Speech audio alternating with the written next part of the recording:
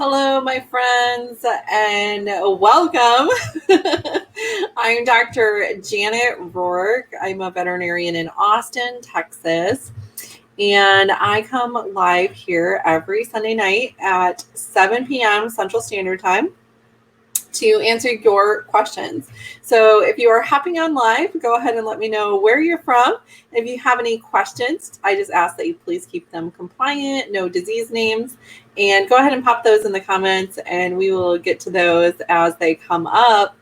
I did have to tell you guys, I used to live in Michigan before I moved to Texas. So I lived in Michigan the majority of my life.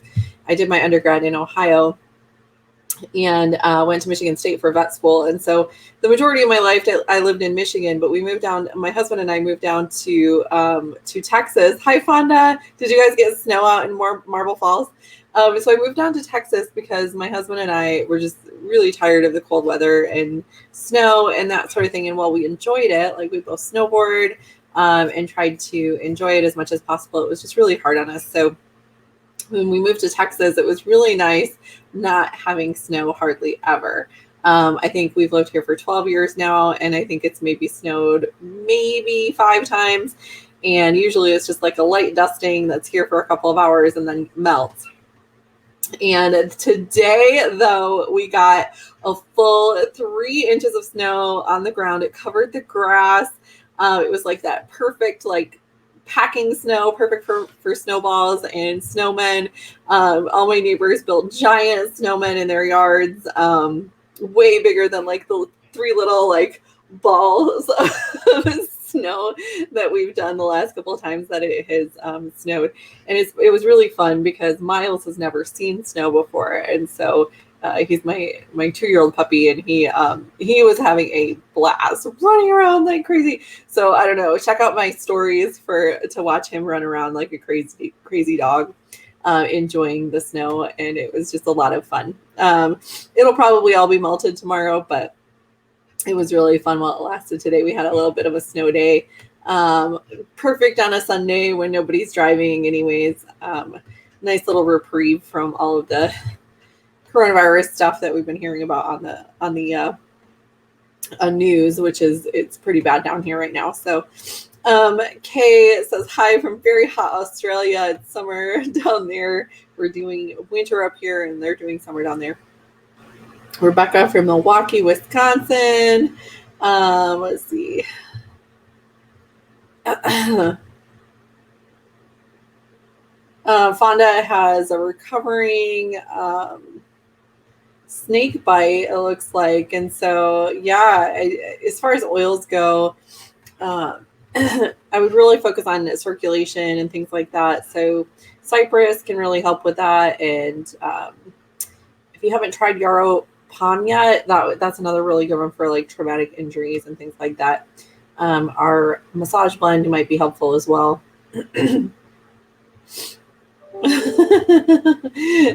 Victoria says, what essential oils can I use on my lab's ears to stop my Aussie from sucking on them? The lab doesn't fight it. Thank you, from Wisconsin. So that's more of a training issue. But what I would do is do some it's reverse self-selection. So find some safe oils that are safe for your dog, and then introduce them to your Aussie and find out what one he doesn't like, and then use that on your lab's ears. So like try peppermint, something like that. That's a little bit stronger. That might help. Julia has a question. My dog is very nervous. He cries if I go out. He's 40 kilograms staffy. So yeah, actually, this is the thing that I'm actually going to be doing a webinar on this so dogs that get really stressed out when their owners leave. See how I'm being compliant? That we're really going to be, I'm going to be doing a full webinar on that in the membership group. Julie, I don't know if you're in the membership group yet or not, but I would really recommend you hop on that webinar or watch the replay when it comes. I'm going to be doing that on January 22nd in the membership group. So if you're in the membership group, you're going to see it no matter what. If you're not in there yet, definitely head over there. It's very, very worth it. It's going to be an exclusive webinar in the membership group only. My webinars are usually $27. You can join the membership group for $14 for the month and then leave if you'd like. Or you can stay. I prefer if you stay, obviously. Or you can join for the whole year and save $18 and for $150. So very, very affordable membership group for some expensive things. But yeah, when they leave, it's a really, really hard thing. And it's an extensive process to get them used to that sort of thing. And there's definitely some oils that can help, like our reassuring blend, our comforting blend, grounding blend, lavender, petitgrain can sometimes help. There's several calming oils that you can try for that sort of thing to answer your question. But I would really encourage you to watch that webinar because we're going to delve into it in detail because with everything going on in the world, people are working from home a lot. And then so our dogs are actually getting used to us being around all the time, and myself included. I'm home a lot more than I used to be. And so when you leave, it becomes more of a big deal. And so particularly as people are starting to go back to school and back to work and things like that, we're running into some behavioral issues associated with that. So definitely check that out. Check that out for sure. Elizabeth. Yeah. Okay.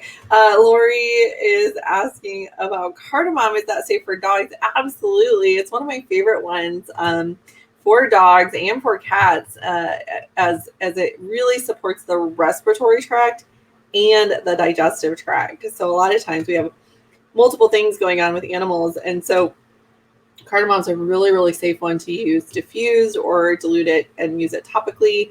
It's super, super great oil to use for that. Very safe. Sherry says, can dogs over 100 pounds take the copaiba soft gels? And the answer is yes, for sure. Just one at a time, though. There's a lot of oil in those. Lisa Goldberg, I'm not going to post your question because it's not 100% compliant, but to answer your question, her cat's having some digestive stuff going on over the course of 3 months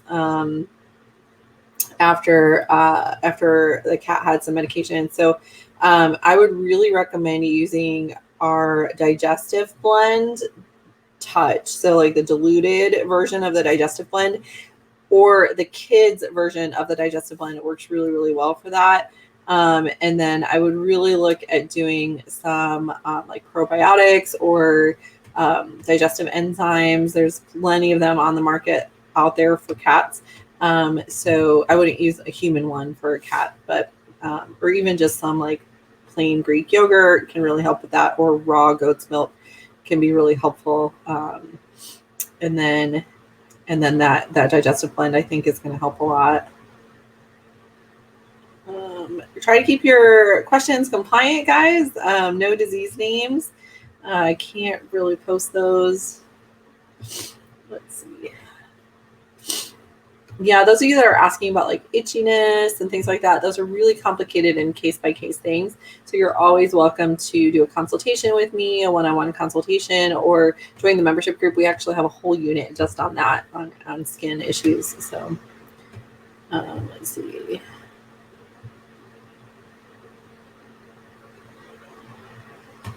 I'm not 100% sure what you're asking, Kathy.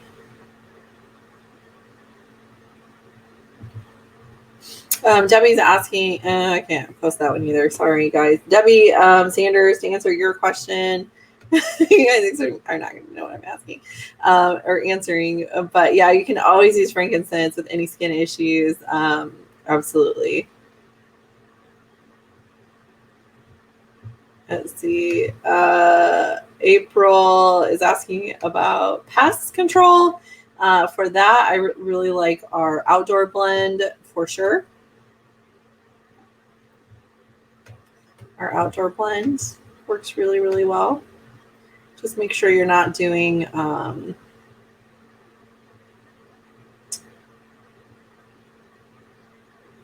tea tree oil.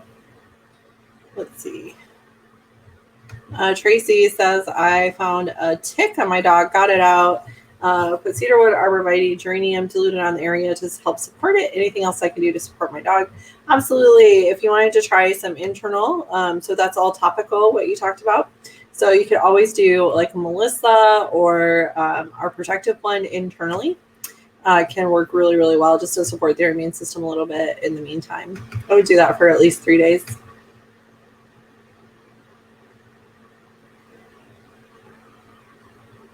Elizabeth, Douglas, I'm not sure what your question was. If you can repost it, I might see it again.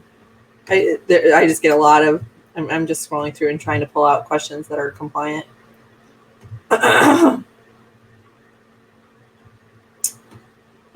Make sure you're not putting disease names, guys. I can't talk about them. Oh, here we go.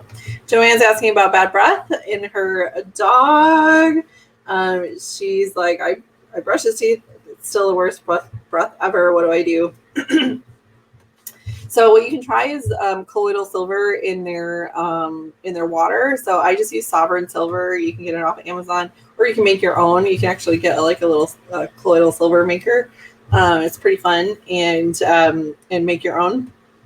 It's a little more expensive that way, but long term, you make your own. It's a lot cheaper. So it just depends on how much you use and how often you use it. But I usually do like a tablespoon per 2 cups of drinking water, and just to kind of help combat that. And then you can always do like a drop of the protective blend in their food to kind of help support the oral health there. Myrrh is another really good one that can help with that as well. Fonda is asking about a good carrier oil, I believe. I use fractionated coconut oil. It works really, really well.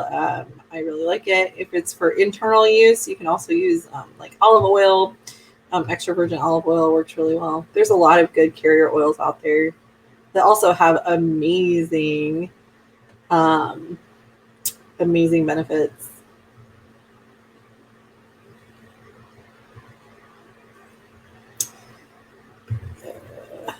Okay, Elizabeth, I'm looking for oils for healthy kidney and brain function, also something to settle at night. For kidneys, I really like copaiba and juniper berry. For the brain, there's a lot of oils that help support the brain. Frankincense and copaiba are probably my favorite. And then to settle at night, lavender, cedarwood, any of our calming blends that we have many. The grounding blend topically can sometimes help as well. The grounding blend's also really good for the brain. So those would be the ones that I would try for that, Elizabeth.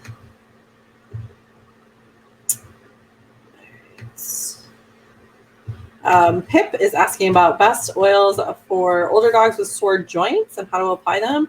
I use our massage blend, and I would just dilute it. So I put like 4 to 5 drops in a 10 milliliter roller bottle, top it off with fractionated coconut oil, and then apply it topically over the affected joints.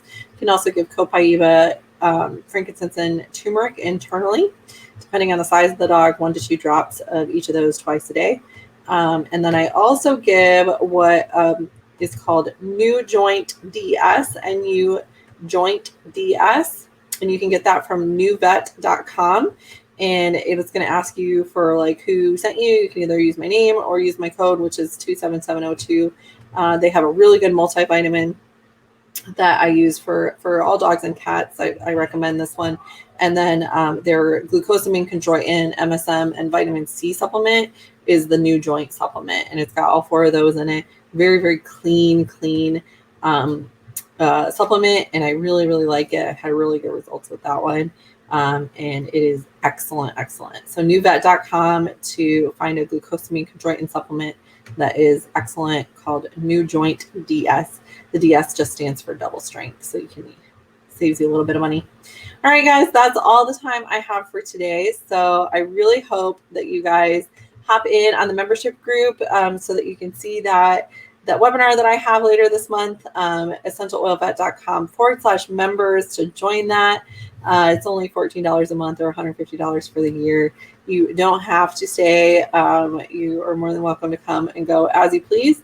But of course, I hope you stay and glean from all the wisdom that's in there. There's a lot of information in there. It's actually 3 years old now, so we just had our anniversary. 3 years worth of data in that particular group, as well as answering questions. And I answer questions in there every week as well. 100% of the questions in there get answered. So if you didn't get your question answered today, definitely check out the membership group, and I'll see you over there. All right, guys. Bye. I'll see you next week.